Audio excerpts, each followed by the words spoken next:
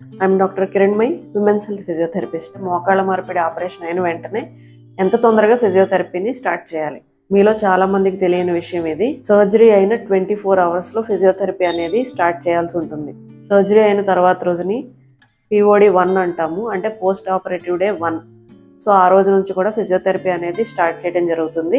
ఎందుకు ఈ ఫిజియోథెరపీ అంటే బ్లడ్ సర్క్యులేషన్ చక్కగా జరగడానికి, మూమెంట్ అనేది కొంచెం ఫాస్ట్గా రావడానికి. మెయిన్ థింగ్ ఏంటంటే బ్లడ్ క్లాట్స్ అనేవి ఫామ్ అవ్వకుండా బ్లడ్ సర్క్యులేషన్ చక్కగా ఇంప్రూవ్ అవ్వడానికి, మొబిలిటీ ఇంప్రూవ్ అవ్వడానికి, పెయిన్ అనేది తగ్గడానికి ఫిజియోథెరపీ అనేది చేస్తారు. మరి ఫిజియోథెరపీలో ఏం చేస్తారంటే మొదట క్వాడ్రైసెప్స్ స్ట్రెంథెనింగ్ ఎక్సర్సైజెస్ అని, యాంకిల్ టో మూమెంట్స్ అని, ఇలాంటివి చిన్న చిన్న మూమెంట్స్తో స్టార్ట్ చేయడం జరుగుతుంది. తర్వాత రోజులు పెరిగే కొద్దీ కూడా ఎక్సర్సైజెస్ ఇంకా గ్రాడ్యువల్గా పెంచుతూ ఉంటారు. కాబట్టి నీ రీప్లేస్మెంట్ సర్జరీ అయిన తర్వాత ఫిజియోథెరపీ అనేది చాలా అవసరం. ఐ హోప్ మీ అందరికీ అర్థమైందని అనుకుంటున్నాను. Thank you very much.